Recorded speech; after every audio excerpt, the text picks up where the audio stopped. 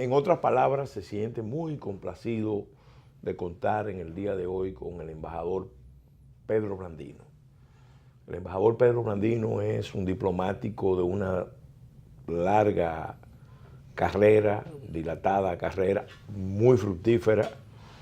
Ha servido posiciones en el exterior y en la Cancillería Dominicana en diferentes etapas. Fue representante de República Dominicana en Naciones Unidas, con sede en Nueva York, y también ha representado al país en algunos países amigos, especialmente en Centroamérica. Lo hemos invitado porque con él podemos hablar de muchas cosas, pero en esta ocasión queremos acotar el tema para analizar la situación de Nicaragua en el contexto de Centroamérica. Y lo hemos invitado porque él fue embajador dominicano en Nicaragua y además tuvo la responsabilidad de ser un diplomático que impulsó desde República Dominicana, en el gobierno del doctor Joaquín Balaguer y en otros contextos, todo el proceso de paz en Centroamérica. Centroamérica para nadie es un secreto. Ahora mismo está viviendo un momento bastante crítico, difícil, particularmente por la situación imperante en Nicaragua, donde se está produciendo, se está replicando un proceso insurreccional de crisis muy aguda que hace recordar el proceso que vivió Nicaragua previo a la caída de la dictadura de los Somoza.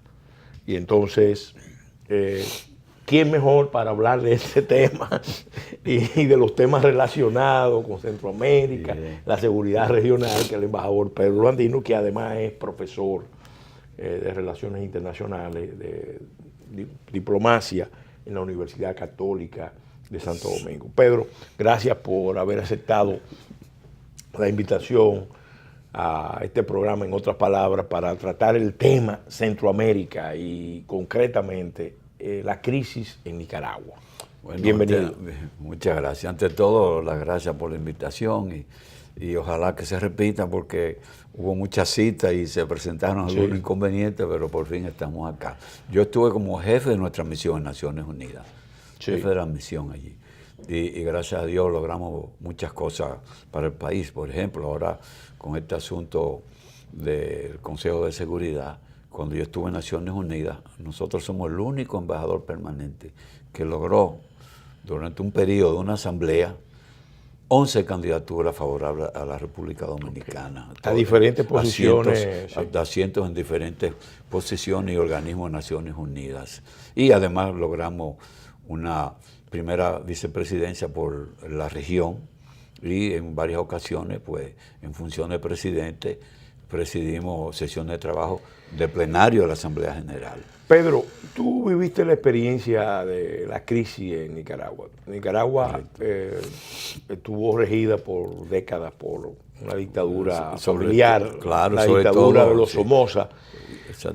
Anastasio Somoza García, que fue el fundador de la dinastía, que fue seguido de su hijo Luis Somoza de Baile, que parece que hizo un gobierno con menos marcas dictatoriales y con aportes sociales. Y después, entonces, fue sucedido por Anastasio Somoza de Baile, Tachito.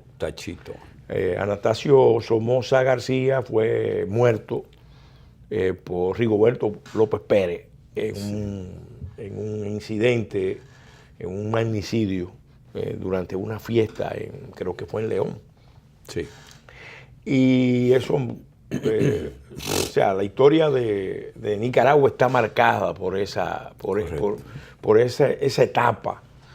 Que se trató de un régimen con unos vínculos muy fuertes con Estados Unidos. Sin embargo, ya para 1977-78 era evidente que había un cambio y el presidente Carter inauguró su política de derechos humanos y la insurrección sandinista, que tenía muchos años contenida y ubicada en las zonas rurales, asaltó el poder. Exactamente. Y llegó al poder con una insurrección después de la muerte de Pedro Joaquín Chamorro. Claro. Háblanos de ese proceso, cómo se vivió en Nicaragua. Sí. Bueno, la peor parte se inicia cuando el almirante retirado, Milo Jiménez, estuvo en Nicaragua para llevarle un mensaje de que saliera del poder y se hiciera en forma pacífica, pero él se negó. Y entonces ahí se inició el proceso y tomó más fuerza la lucha del sandinismo para sacarlo del poder. Eso es poco conocido. Sí. El canciller dominicano, exministro de las Fuerzas Armadas, Sí, Milo Jiménez. Ramón Emilio Jiménez, Sí, señor. visitara al dictador Anastasio Somoza de Baile, Tachito, a pedirle, ¿a nombre de quién? Porque me imagino que no fue a nombre del gobierno dominicano. Bueno, fue alguna iniciativa regional. Una iniciativa regional, por supuesto apoyada por los Estados Unidos, se supone, y fue acompañado por otra persona, que no me acuerdo ahora, norteamericana, y Milo fue el protagonista de la reunión, y él se negó, dijo que no entregaba el poder, y entonces Milo, fueron palabras textuales que andan por ahí en algún libro, que le dijo, pues vas a sufrir las consecuencias entonces. Si no estás en esa disposición, celebrar unas elecciones o entregar el poder de alguna forma que no fuese perjudicial físicamente para él, y se negó. Se dice diferente a su hermano Luis, que como sí, tú muy bien lo explicaste, sí, tenía otros conceptos y otros criterios. Es por eso que duró muy poco, este sí, lo sustituyó, sí, pero este era mucho más sangriento que su propio padre. Sí.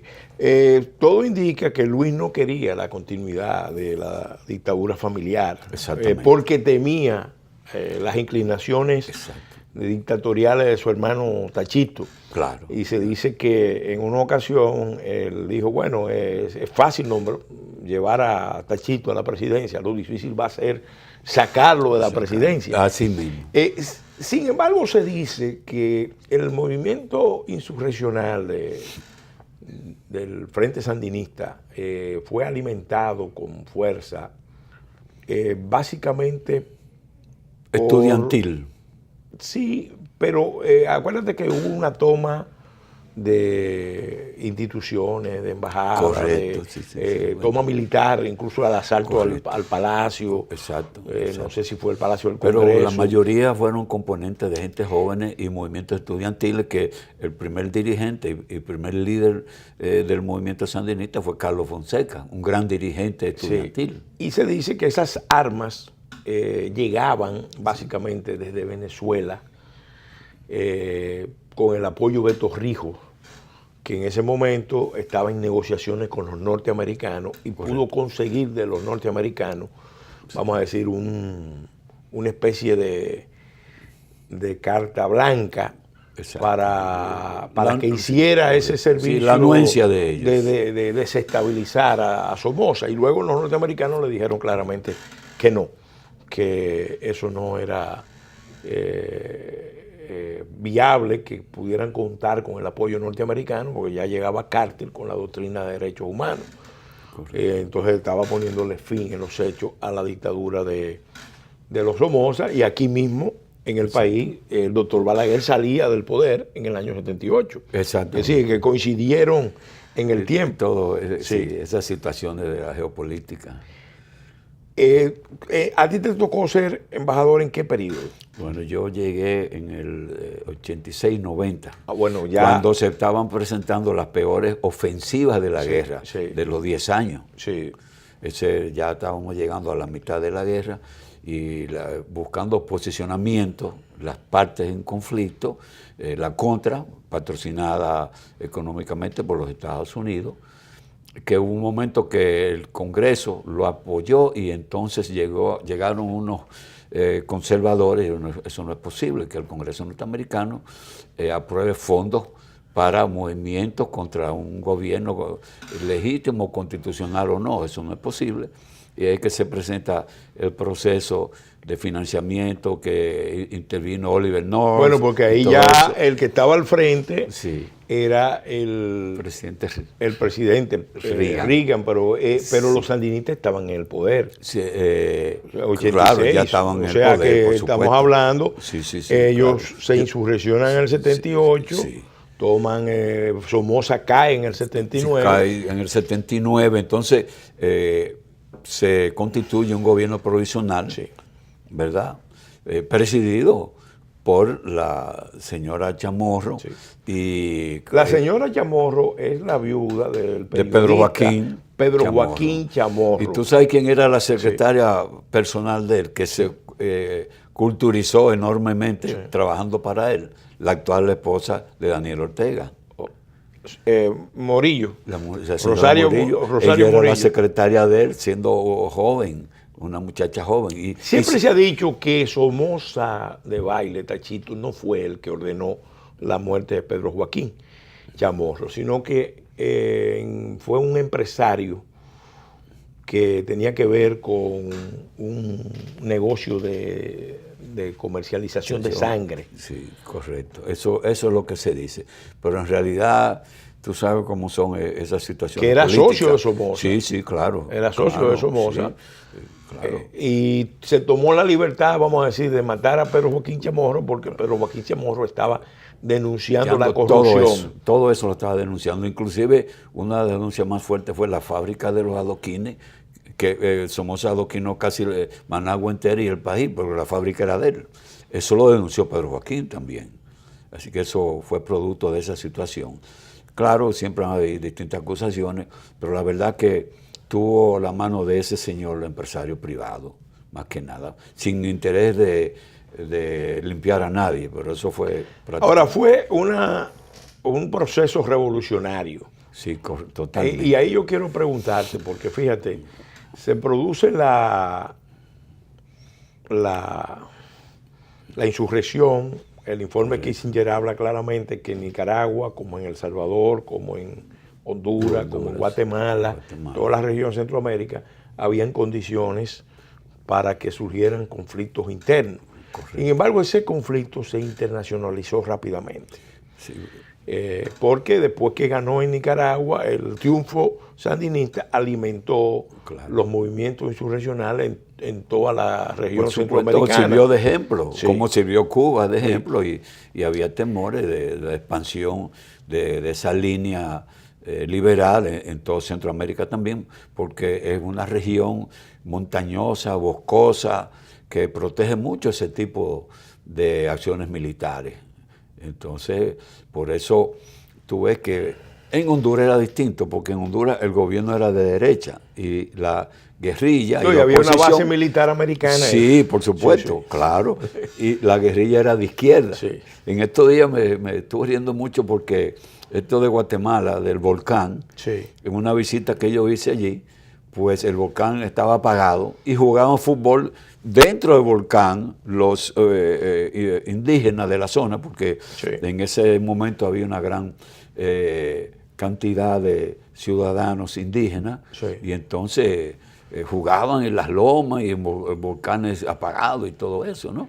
Pero también eso sirvió de pretexto para la penetración. Poco a poco no se agudizó en los primeros años el asunto de la guerrilla en Guatemala, pero allí crearon una especie de guardia forestal especializada, militar, que mantuvo durante muchos años reteniendo cualquier nacimiento de ese tipo de guerra y de guerrilla, como la de Nicaragua y la de Honduras, la de El Salvador. Pedro, hay un hecho que es bueno analizarlo, y lo vamos a analizar en el próximo segmento, pero voy a dejar planteado el tema. El conflicto surge originalmente en Nicaragua, eso alimenta el proceso insurreccional en El Salvador, porque el Frente Farabundo Martí para la Liberación Nacional se interconecta, vamos a decir, con el proceso revolucionario de Nicaragua. El de Guatemala era un proceso que venía Estaba un poquito más lejos que ellos. Ellos se le adelantaron. Pero que venía desde muchos años atrás. Sí, venía desarrollando. Porque Nicaragua, Guatemala había vivido unas experiencias. Sin embargo, se notó que así como los norteamericanos empezaron en Afganistán a apoyar con fuerza, con recursos, con asesoría militar a los mujahideen, los soldados de la libertad que luchaban contra la invasión rusa en el año 79, a través de Cuba, en cierta manera el campo socialista empezó también a alimentar el conflicto de Centroamérica. Correcto. Ese era un conflicto que se estaba propagando y que... Tú sabes que afectó mucho a El Salvador la muerte del presidente Duarte, que no la esperaba en ese momento, y afectó mucho esa situación. Bueno, pero eso lo vamos a explicar en el próximo segmento, con tu permiso.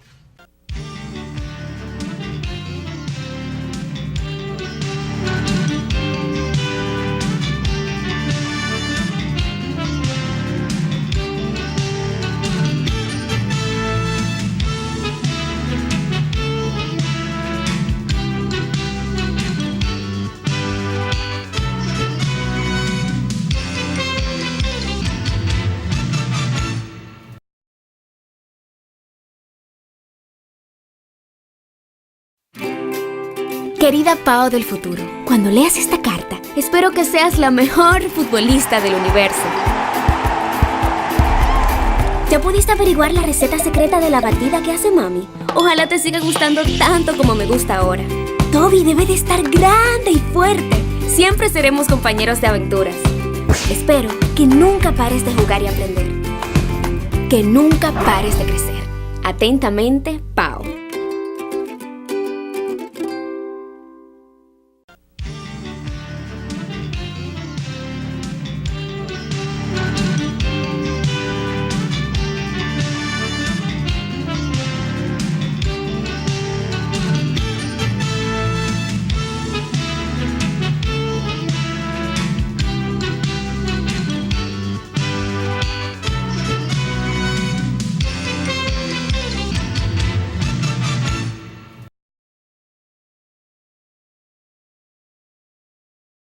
Continuando con el programa, en otras palabras, dedicado a analizar la situación de Nicaragua y Centroamérica, repasar un poco la historia de décadas pasadas, donde esa querida tierra centroamericana fue sacudida por grandes conflictos locales, pero con implicaciones internacionales serias. Con el embajador Pedro Blandino, que fue embajador en Nicaragua. Dos veces. Entonces, conoce esa experiencia, esa historia. Y queremos, Pedro, dejamos, vamos a decir, planteado el tema de cómo se sentía ya la presencia del campo socialista vía Cuba y vía otros apoyos que vinieron. E incluso se dio un proceso de internacionalismo del conflicto, porque de toda América Latina, incluido de República Dominicana, fueron muchos los que fueron a luchar con el Frente Sandinista y después con el Farabundo. Y se conectaron, incluso dominicanos. Yo recibí muchos. Entonces, tú como embajador, que viviste esa experiencia y tuviste esa interacción, dime cómo... Bueno, fíjate, una de las cosas que ayudó a ese proceso de internacionalización de Nicaragua fue cuando Europa le exige elecciones y se hicieron unas supuestas elecciones que el presidente Daniel Ortega las ganó, era secretario general, y entonces sustituye el gobierno provisional y escoge como vicepresidente al actual, ese gran novelista y escritor Sergio Ramírez, que era representante del grupo de los 12, los intelectuales más importantes de Nicaragua, que al principio apoyaron el derribamiento, la guerra de guerrilla y todo en contra de los Somoza, pero que no eran sandinistas. El grupo de los 12 apoyaba, estaba en contra de la dictadura, pero no eran sandinistas. Y después cuando el proceso, según se venía desarrollando, se demostró, porque entonces se apartó un poco y después vinieron otros vicepresidentes. Pero realmente fue una situación sumamente difícil, porque cuando participa la gente joven, ¿verdad? Hay muchas embestidas innecesarias y mucha pérdida de vida. Entonces, en el proceso centroamericano hubo algo muy importante. Lo primero fue que el presidente de Cuba, Fidel Castro, le pidió que estuvieran unidos en todo el proceso, porque si no, no iba a apoyarlos. Sobre todo era muy importante porque a través de Cuba se le suministró en los procesos de la crisis mucho petróleo que enviaba Rusia a Cuba, y de Cuba era el trasiego hacia Nicaragua. Eso ayudó mucho. Entonces, después que los sandinistas sacan la junta, ¿verdad?, que existía allí, que presidía a doña Violeta en ese momento, entonces se inicia el proceso que viene, y la guerra de los 10 años, como ellos dicen, los años históricos. Sí. Es cuando los Estados Unidos crea la Contra, comienza a financiar. Al principio, oficialmente, el Congreso aprobó unos fondos, hasta que llegó una posición más abierta y liberal en el Congreso de Estados Unidos y suspende la ayuda.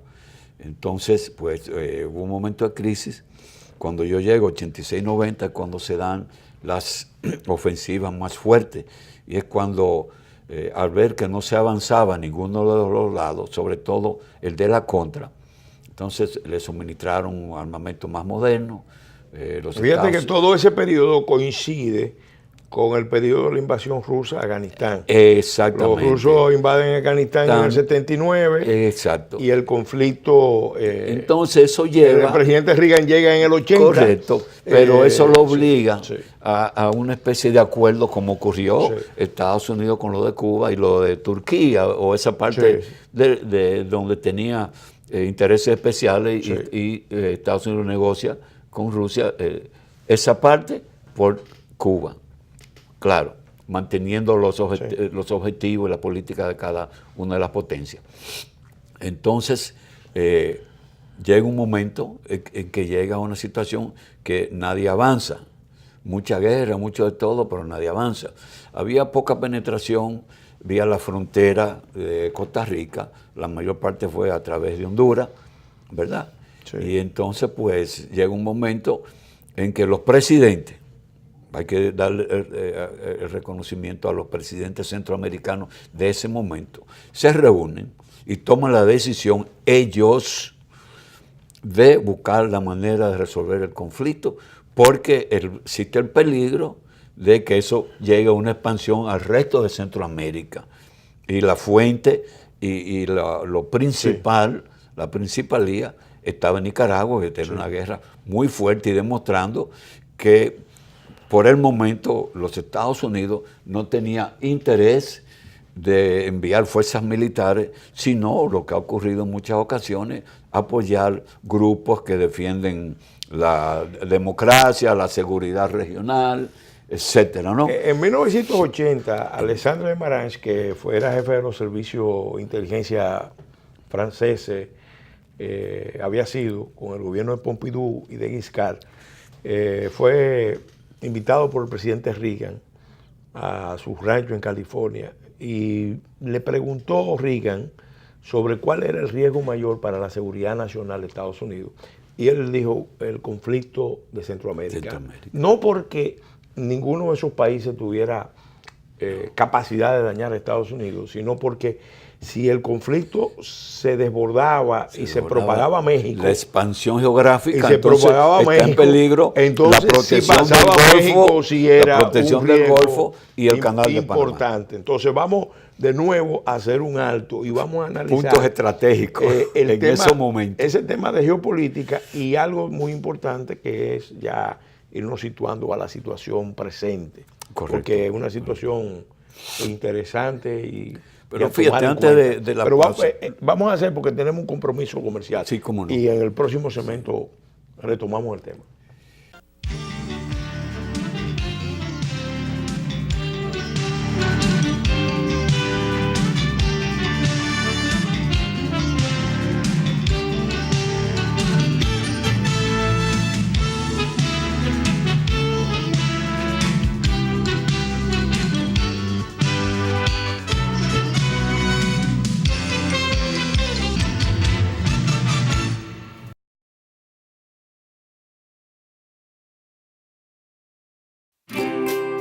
Querida Pao del futuro, cuando leas esta carta, espero que seas la mejor futbolista del universo.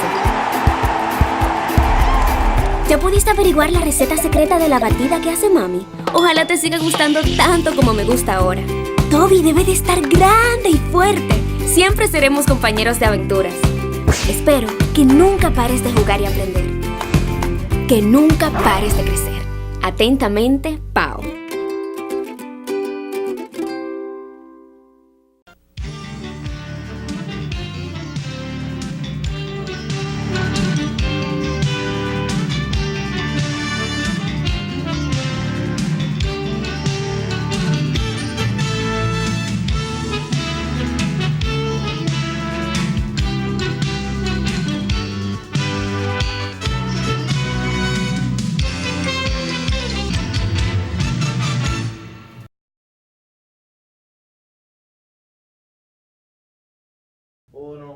Continuando con este programa, en otras palabras, dedicado a analizar la situación de Nicaragua en el contexto de Centroamérica, ya acercándonos al presente.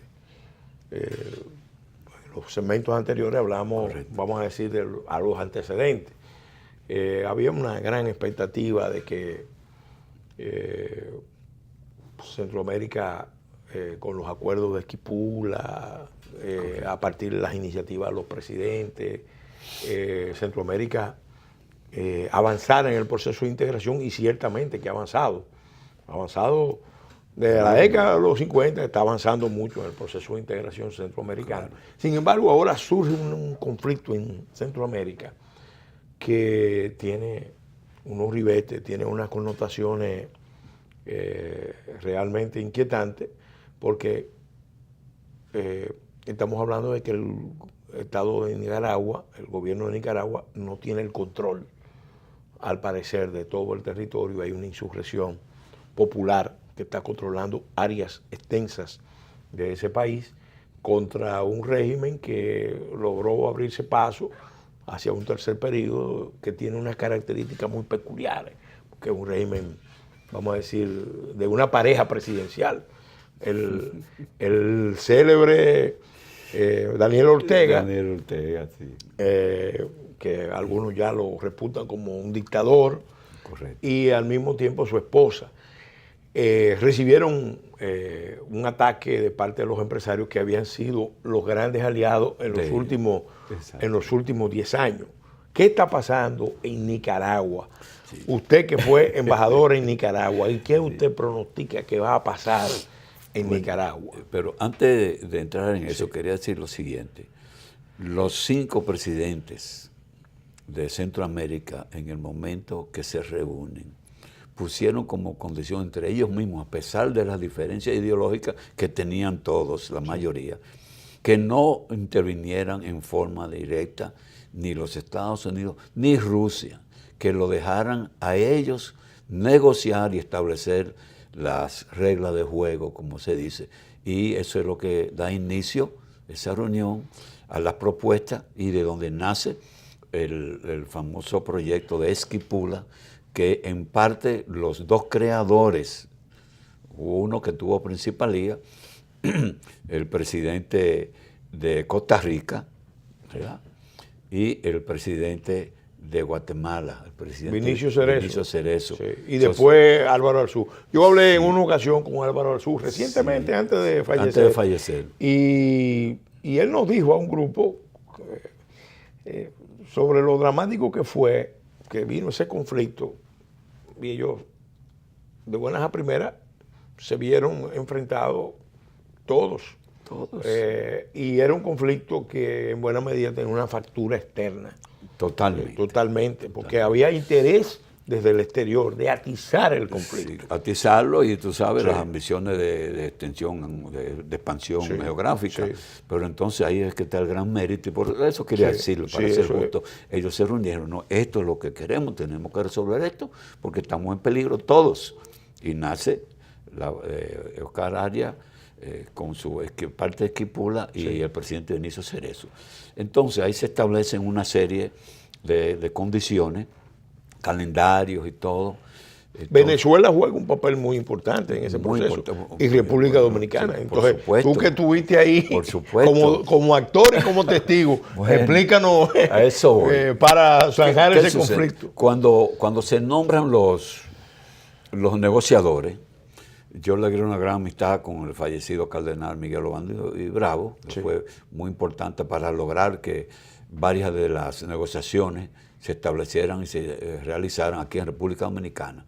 Y con el secretario general de la OEA 2 veces, Baena Suárez, nos hicimos muy amigos, inclusive en una de las reuniones que se realizaron en la frontera con Costa Rica, un pueblo que se llamó Zapoá. Él mismo lo manifestó aquí en el país, en una conferencia, que salimos vivos milagrosamente, un ametrallamiento que hubo. No se supo quién fue, si la contra los sandinistas, pero tú sabes quién prácticamente nos salvó la vida. El vicealmirante Olgo Santana. Se tiró encima de nosotros, nos llevó a un sitio seguro. Bueno, pero entonces los asesores y negociadores en el momento tenían una situación sumamente difícil, todavía existían muchas operaciones, se aprobó un cese al fuego.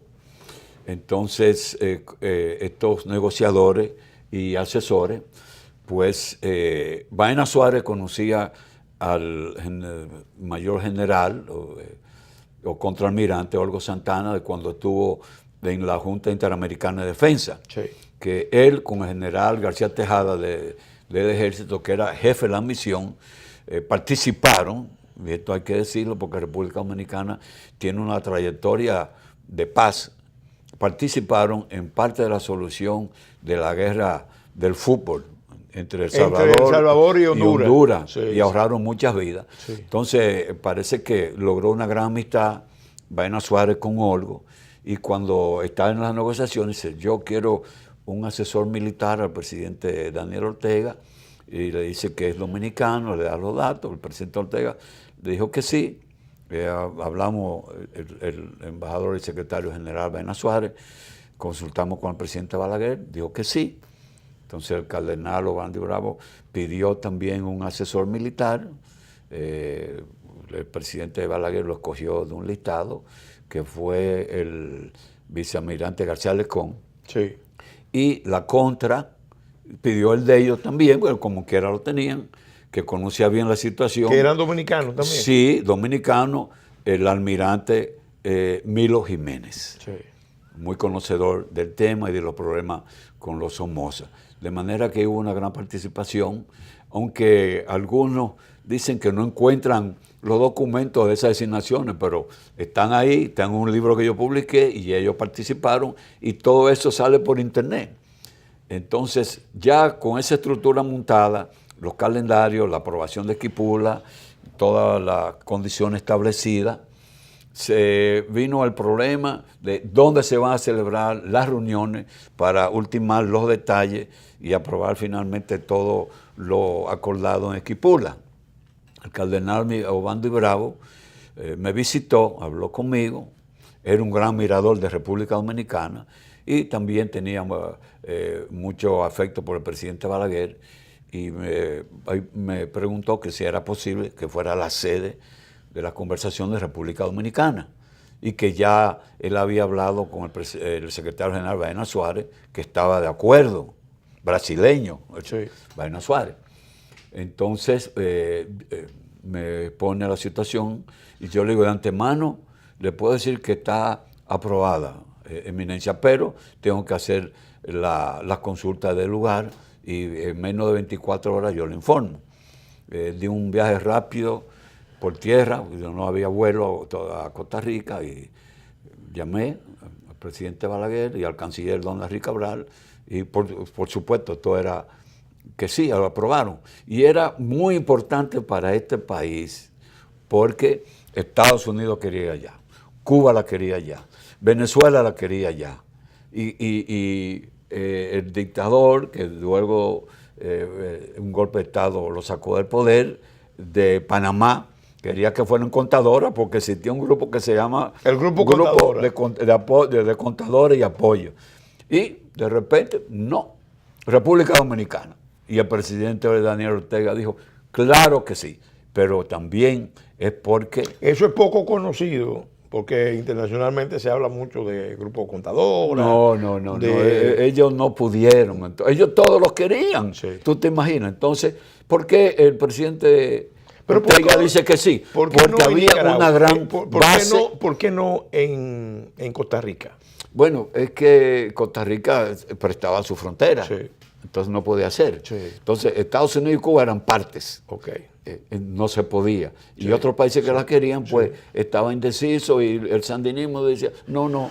Entonces, el sandinismo, su guerra, su lucha, tenía una gran aceptación y mucha popularidad entre el estudiantado dominicano. Sí. Y además, tengo que decirlo, pues la Armada de República Dominicana tenía una imagen en esos momentos, en esos años, muy positiva, y por eso el presidente Ortega acepta a esos oficiales y dice que sí, porque si no podían entrar. Y se acuerda, y Baena Suárez y el cardenal, entonces, de acuerdo con el presidente Ortega, comienzan el calendario y las visitas en el arzobispado de Santo Domingo, que hubo una gran colaboración de parte del cardenal López Rodríguez. Pero además, un detalle muy importante, el cardenal Obando y Bravo, que fue cardenal primero que murió ahora recientemente, me expresó, me dijo lo siguiente, palabras textuales: dígale al cardenal López Rodríguez que para mí sigue siendo inolvidable cuando me salvó la vida. Nunca me dijo cómo ni dónde, pero sí me dijo que López Rodríguez, el cardenal, con todo respeto, le salvó la vida a él. Y eso fue uno de los factores que influyó a que se celebraran en este país las negociaciones de paz.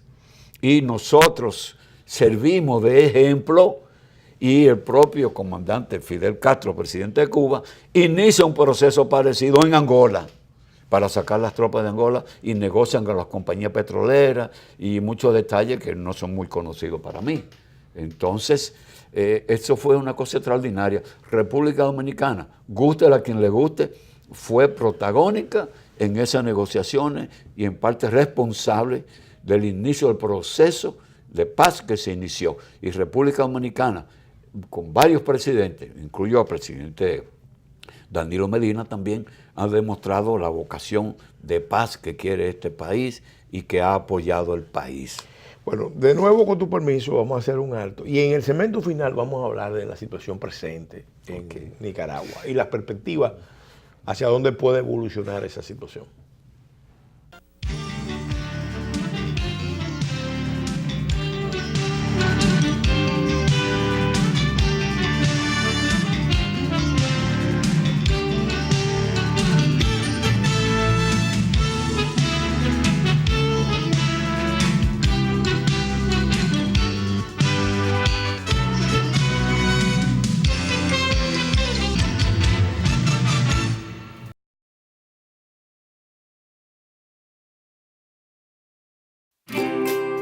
Querida Pao del futuro, cuando leas esta carta, espero que seas la mejor futbolista del universo.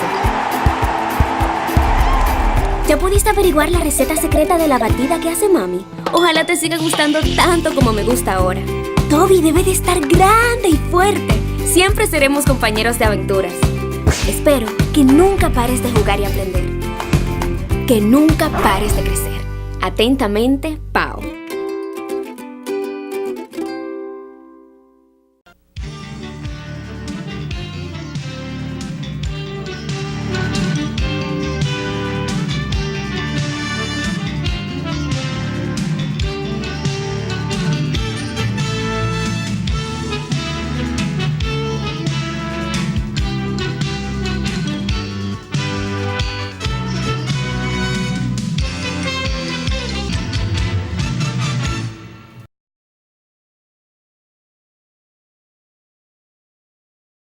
Continuando ya con este programa en el segmento final sobre la situación de Nicaragua en el contexto de Centroamérica, queríamos básicamente oír tu valoración. Ahora mismo el líder de la insurrección sandinista, años después, Entonces enfrenta una insurrección, Una insurrección. y muchos jóvenes estudiantil, y esos jóvenes empiezan a compararlo con Somoza. Con Somoza, y uno dice, bueno, qué vuelta a la vida, qué vuelta a la historia. Parece un gobierno que está perdiendo rápidamente apoyo popular, tiene un apoyo disminuido de su propio partido, y ya no tiene el apoyo de la iglesia, ni tiene el apoyo del empresariado, porque parte de la estabilidad económica y el éxito económico de Nicaragua se debía a que un régimen de extracción de izquierda vinculado al ALBA, entonces sin embargo tenía una política especial y diferenciada con relación a alianza con el alto empresariado, sí, correcto, que acaba de hacer, vamos a decir, una especie de mea culpa. Hay quienes dicen que eso tiene que ver mucho con el hecho de que recursos que llegaban a Petrocaribe, de Petrocaribe a Nicaragua, dejaron de llegar, entonces había que hacer ajustes económicos, y los ajustes económicos empezaron a sentirse especialmente con los planes de seguridad social. Y parece que los estudiantes, en defensa de los abuelitos, se levantaron. Entonces, explícanos, ¿cómo tú ves esta situación? ¿Hacia dónde tú crees que va a evolucionar? Porque hay quienes dicen que esto puede terminar con un desenlace muy sangriento. Hasta ahora ha corrido sangre, pero puede, con los antecedentes que hay en Nicaragua, puede terminar en un conflicto mayor. Bueno, lo primero es que yo me siento bien porque el cardenal Brenes, Leopoldo Brenes, amigo nuestro también, pues está participando en las negociaciones. Y es un hombre brillante, muy inteligente. Era obispo cuando la lucha de la guerra de los 10 años, y entonces también algunos de los empresarios. Ahora bien, como tú muy bien dices, hubo un periodo hasta hace 5 o 6 meses, mucha tranquilidad, mucho avance, pero la situación crítica de Venezuela pues, ha influido. Inclusive el propio presidente Ortega había mencionado algo en un discurso porque estaban suministrando ganadería, mercancía, haciendo comercio con Venezuela, pero debían mucho dinero y no resistía eso Nicaragua, por ese lado. Por otro lado, el asunto del dinero del petróleo, que la parte que se quedaba en Nicaragua, pues aparentemente como que no se daba a conocer, o el país no conocía a dónde iban esos fondos. Y la propia vicepresidenta ahora tenía un gran programa social, pero todo eso se vio afectado. Y Nicaragua es un gran pueblo de lucha. Sí, son luchadores. Luchadores, y cuando algo no está bien, se fajan y viene esa insurrección y esos enfrentamientos. Nada puede justificar muertes. Y yo espero que no desate una verdadera insurrección a nivel de enfrentamiento armado, que la protesta, que se controlen las protestas, es un derecho que tiene el pueblo. Y como tú dices, a pesar de que el gobierno de Ortega se apartó mucho del sandinismo, de parte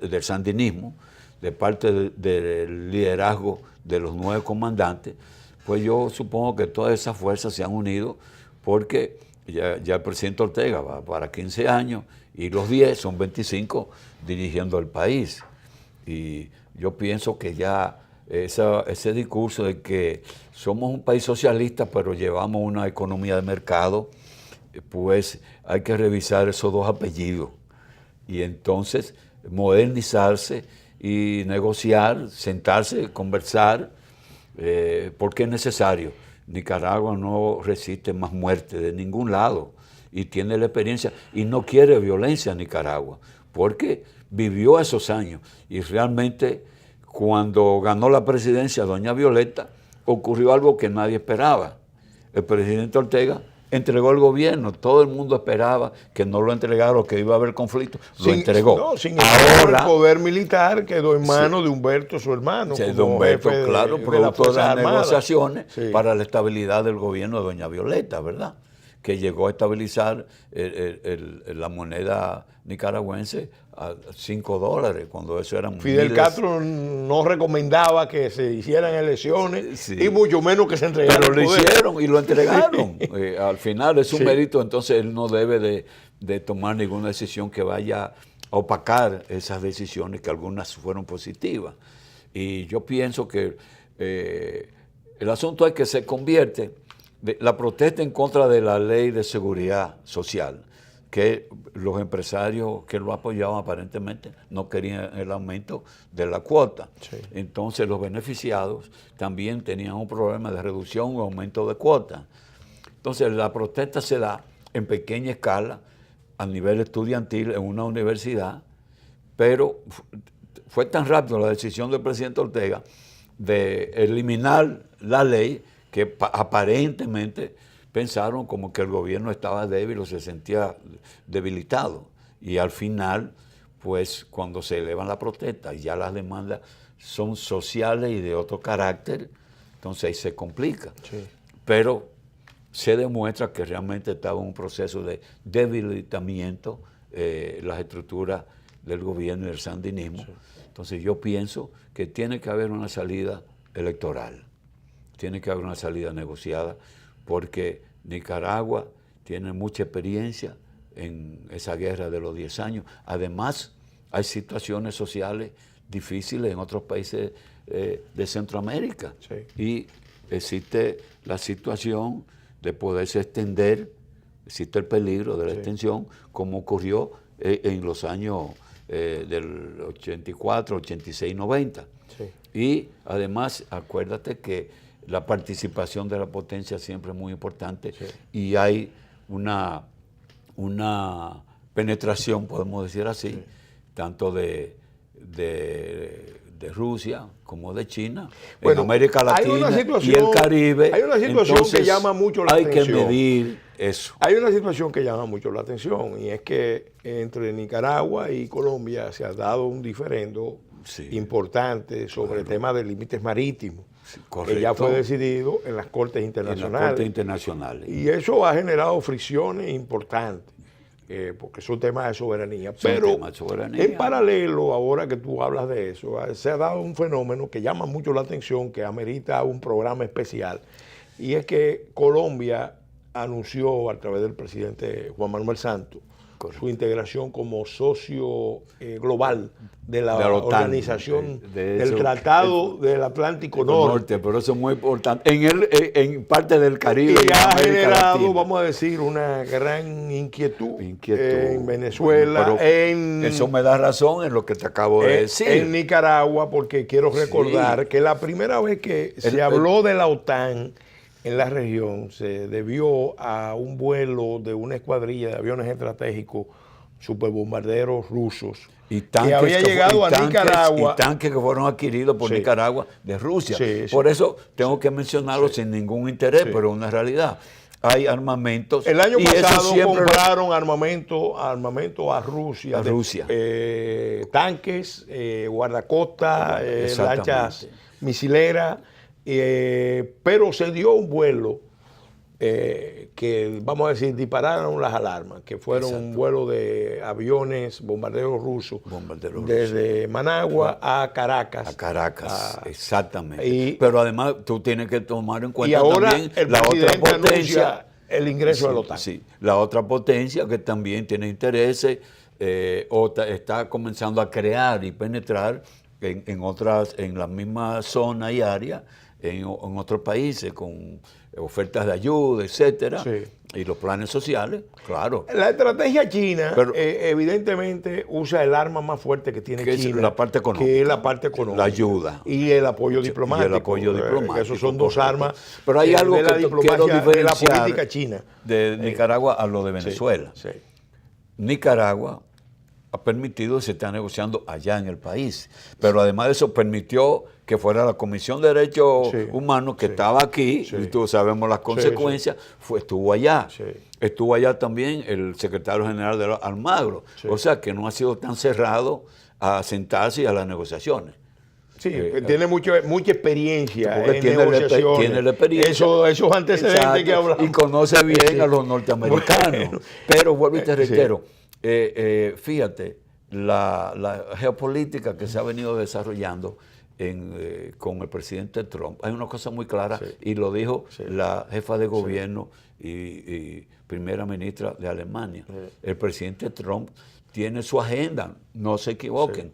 Estados Unidos primero, y está actuando en esa dirección, con lenguaje diplomático o no, o fuerte, eso es, y logró un gran triunfo diplomático. La reunión con el coreano, se logre o no se logre lo que desean las dos partes, pero se reunieron. Eso va a ayudar a reducir quizás el precio del petróleo, que ya sirve para aliviar esa confrontación de retórica que existía, y va a influir. Y yo pienso que va a detener ese crecimiento del precio de los aumentos del petróleo, porque ya va a haber más tranquilidad en la zona, que estaba en un estado de peligro increíble, que tanto Rusia como China y otros países, Estados Unidos, estaban trazando líneas rojas. Si se pasa de ahí al problema, bueno, ya ellos mismos declararon, no hay líneas rojas. Bueno, lamentablemente el tiempo se agotó. Gracias por haber aceptado nuestra invitación. Gracias, amigos y amigas televidentes que siguen En Otras Palabras. Pero tenemos que hacer otro, Pellegrini. Bueno, haremos varios programas. Hay cosas pendientes de Centroamérica. Hay muchos temas muy importantes que no son muy conocidos en el país. Entonces, será en otra ocasión que contaremos con el embajador Blandino para analizar otra vertiente de la realidad de Centroamérica, que es nuestro socio regional de la región Gran Caribe más importante. Sí, excelente. Y con el que tenemos excelentes relaciones. Entonces, amigos y amigas televidentes, gracias por la atención. Muchas gracias. Y queremos agradecer también a nuestros patrocinadores de Leche Milks. En otras palabras, pueden verlo en horario de 1 a 2 de la tarde o los domingos, también de 10 a 11 de la noche los domingos, y en horario de martes y jueves de 7 a 8 de la noche. Lo pueden también, todos los programas, en otras palabras, lo pueden bajar del canal YouTube, En Otras Palabras TV. Gracias por su atención. Hasta la semana entrante, Dios mediante.